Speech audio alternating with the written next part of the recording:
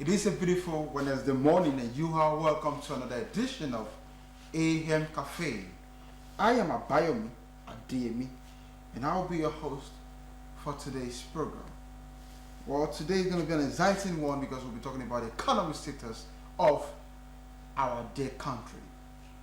The economic status, public funds, how our leaders, how they make use of the public funds, and are they really making judicious use of these public funds? What is public fund? What is the meaning of public fund? And these are the things that we'll be talking about today. And I'm not in the studio alone. I'm with our guest, Dr. Taiwo Bamidele Ejiwumi. He's an economist, and he's going to help us dig deep into this topic today. First, the topic is Nigeria economy. Nigeria economy. A case study of $69 billion, that's over 115 trillion in naira, found in one man's account. $69 billion found in one man's account. And of course, that's only a tip on the iceberg. $69 billion is over 115 trillion naira found in one man's account. And we'll be talking about this today. And our guest, Dr. Bamidele, is going to help us dig deep. Dr. Bamidele, good morning, sir. Good morning. Yeah. And how are you feeling today? Let to God be the glory. Yeah. Still, we are praying to God to give us rain so that our economy will be improved in terms of agriculture, food, something, I think. Okay. Just like I said, we are talking about the economic status of our dear country today. And there's a case study of a man, having over $69 billion in his own account, personal account. That is over 115 trillion in naira. And I want to believe that's not the only person that will have that such amount. Definitely. And this kind of people, they are public office holders.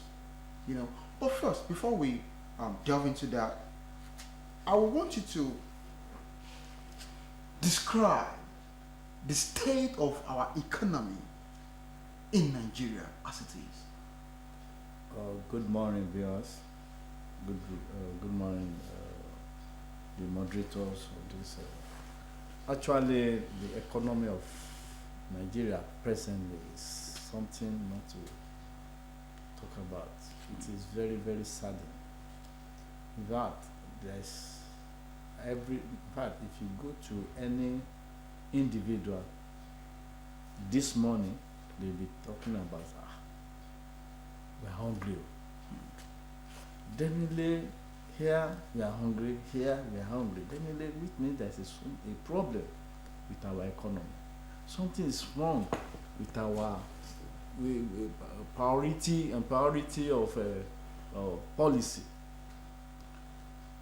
We remember in 60s, 70s, we supposed to go back. Actually, we're supposed to go back to history.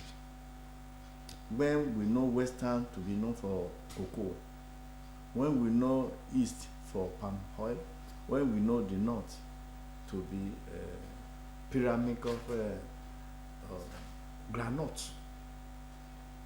It is because we are more too, I don't know what, we are too greedy. That is the word. Over ambitious. It's just like when you have your own religion, like somebody that is Osun, take for instance. Then somebody said, I'm Islam, I'm a Muslim. Somebody said, I am a Muslim. If you notice this, our own religion, Osun, in practical, they would never go to mosque or go to the church. This is the system we have in Nigeria. Immediately the problem of Undoji came in. That is where our economy started drilling. We are eating yam and egbo. Then immediately this Undoji came, we started importing food. We now depend on foreign foods. Then we now leave our own agriculture. We decide not to eat what we have. That is where our problem started. And now come to reality nowadays. Our economy cannot come into reality of what we have, except we go back to the agricultural sector. That's the only way. And it's very unfortunate when you see people that were given the opportunity to give, like the money given to them for agricultural purpose, instead of giving it to the so-called agriculture or the peasant farmer, we have pen farmer. That is where we get it wrong. I remember this Bank of Industry. In fact, it's one of the best policy. It's one of the best agencies in Nigeria that are I'm not trying to, because I'm an accountant also. Yeah. Because I know if they want to give you money, they will give you a loan. They will not give you directly. You are going to give them the suppliers of your raw materials, because they are going to give you working facilities. They will get it directly and monitor. So then that is where we have the problem is monitoring. No matter how good you are, that is very unfortunate. The corruption also crashed. Even yesterday, I was going to. You mean to say you mean to say the corruption also crashes our economy, right? Exactly. Okay. Let me cite an example. The one I gave. Look at our farming settlement in along Ede Road. Where is it now? It's very painful. When agriculture is very important. We have all these young people that are interested to work in that. Is this now you've been talking about agriculture. Is it just agriculture that makes up the economic status of the country? Exactly, because we have to look at. God give every country an area where you know that they can give the best, where they can thrive. Let us focus on agriculture. People are hungry. Hungry man is an angry man. That's right. Look at the last issues of hand bad governance. Yeah, protest. You will see that they put the word "we are hungry." In Nigeria, even in the world, hungry man is an angry man. Let us prioritize our whatever we want to do on agriculture. Like they are giving the state government money from subsidies, palliatives, all these things. Let from local government, they must not be kangaroo agrico, because we have seen a situation during the Obasanjo period when the state government are making a kangaroo of what do you mean by kangaroo agriculture? Because is that it doesn't exist. They will just immediately they know that they want to come and commission something. They will now go and buy it or get it somewhere and bring it. It has happened. I witnessed one in Ekiti. I witnessed one in Oyo town. Fishery. They know that the federal government is coming. I mean the delegation is coming. They just go and buy this fish, big one. I witnessed it. Then immediately the government left, the delegation left. They return it back, and there is no money again. So the only thing that I can is that let them monitoring. I think that whatever you want to do, like all these private sectors that are moving, the private sector move the economy because they will not sleep. Look at Dangote. He did not sleep because he doesn't want his money to be siphoned. It is monitoring. I'm appealing to the states, the federal government, the governor, and President Tinubu to go out himself. And that's one thing I trust President Olusegun Obasanjo and the former governor of this state, Rauf Aregbesola. Let's be frank to ourselves. When you want to be a good leader. Okay, you know what? Okay. Now I want us to move to public fund itself. Okay. Now, public fund is referred to money or the funds that government collects from taxpayers. Yes. And other sources. Yes. Such as borrowing or something. Generating. Exactly. Revenue generation. Exactly. Like IGR. IGR, yeah. Now, these funds are used to finance public services, like infrastructures and other government initiatives. Now, my question is, should we say that our leaders, now I'm not talking about state or government, okay, individual agencies. I'm talking about our national leader. Okay. Should we say that they are misusing our public funds, or should we say they don't state priorities right? I think from my own perspective, the two. One, mispriority of that is one. Secondly, corruption. Like if public fund is a sort of fund that come from common man in form of taxes and levies. For instance, the Osun state has started doing a sort of aggressive tax something nowadays, using force people to. Now, having done that, and you collected the money, how do you use this money? One, those people, the government, instead of using it for an economic purpose. For instance, I'm not criticizing, but in reality, look at Osun State now, the state capital, Osogbo. We all presently we see infrastructure of roads. Yeah. That's a mispriority. Do you think that's a mispriority? It's mispriority. But we need good roads. We need good roads, but not in the state capital.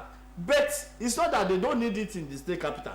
But where our goods will come from the farm, the road toward the farm, that is the area.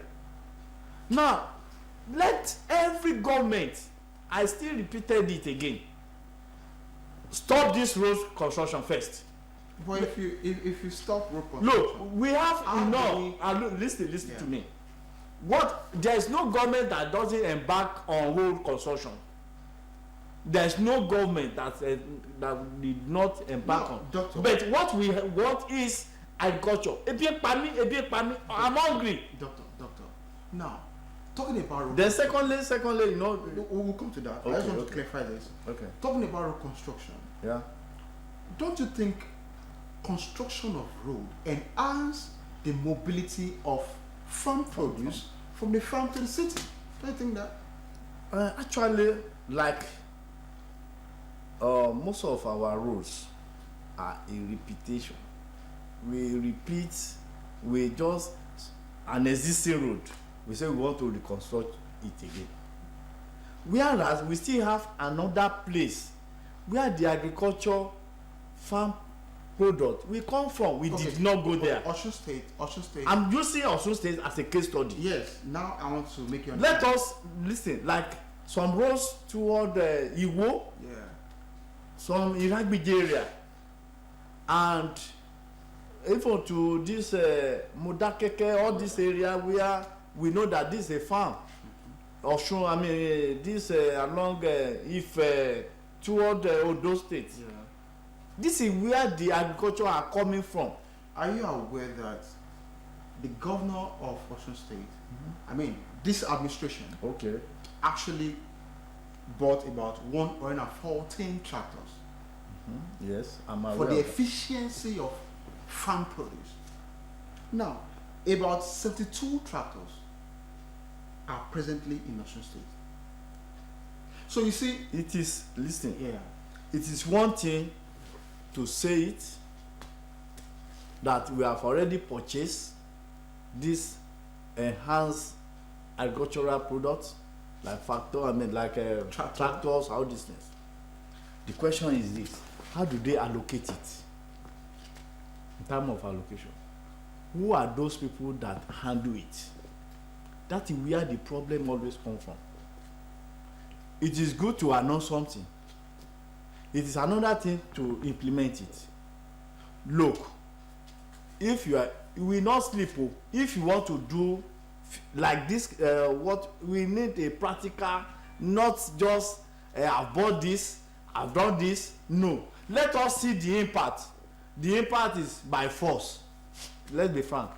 The government have to put on knicker, not this agbada that we are seeing. If you want to perform, you have to be very aggressive. That is it. That is where the economy will come, so that it's just like any individual. Yorùbá máa ń sọ pé tó bá bá ti lè jó ìjòyè náà ó gbọ́dọ̀ ṣubú. okay now, Doctor. So yeah. Dr. Taiwo Pambili. Yeah. Comparing, okay now, looking at our economic status here in Osun State, Okay. don't you think it's actually, I mean, going higher compared to other states? Now look at it. Let me cite the Our- proactive. Listen. Let me cite a proactive action that one or two of our traditional rulers make, courtesy of Oni of Ife. In fact, kudos to him. Okay. He said, if you are bringing product to my domain, do not sell it more than this particular amount. If you know that you want to sell it and it's more than this, don't come to my domain. And stand on it. That is one. Remember this, I'm sorry for mentioning this Lapo. When Lapo came to Ife, they know that just borrowing, and people have been embarrassed. Actually, they wanted to improve the economy, but it is another way round. Lapo to in Ife. But Kabiyesi stood up, take his own personal money, settled all these things, and bring joy to their faces, relief.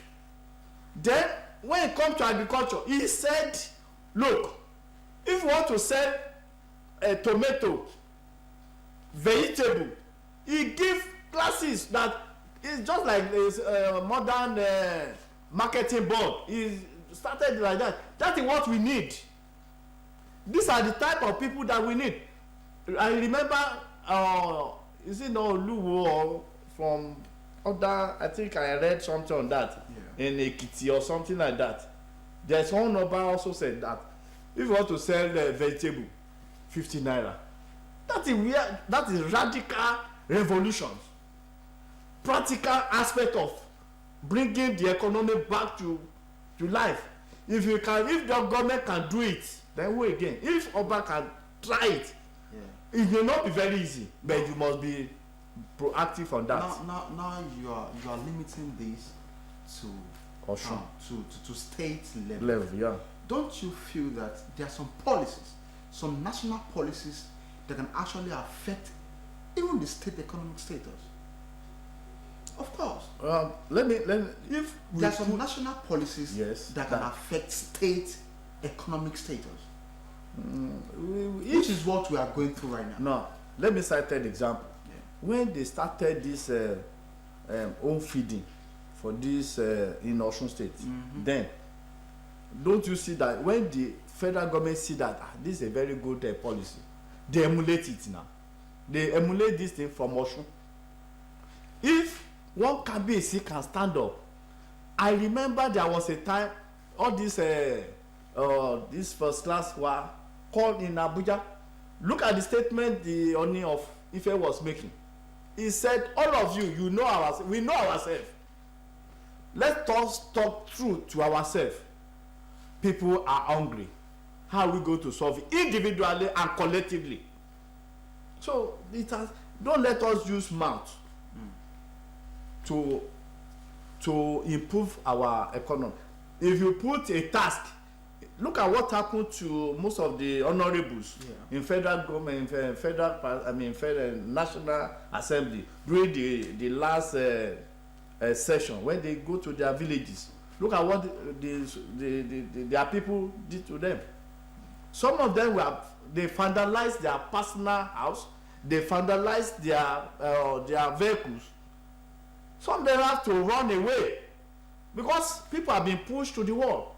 Assuming this type of people now came in, like I remember this of recent, Bamdele Salam, and there is one another person started embarking people.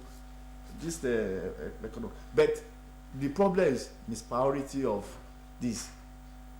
Let everybody go to agriculture. If you are happy with food, or you are not hungry, then all the other things will coming down. Like this dollar, all these things. Our garri, is it measured in dollars? Our tomato, is it measured in dollars? Now the people always talking about dollar thing. We don't need it. Let us face reality. Let's take that of Oba Oni strategy. If they can use it in all other places, and presently is working in Ife. We start from local, then we go to the state, from state to the national. It even banned the association, even the same thing in Ilesha. All of us know where the problem lies. All this, let's eliminate certain factors. Association. Like Baba Kande always say, ẹni tí ó bá gbọ́n ló máa ń ṣe olórí ẹgbẹ́. Ẹni tí ò bá gbọ́n ni ó máa dáwó.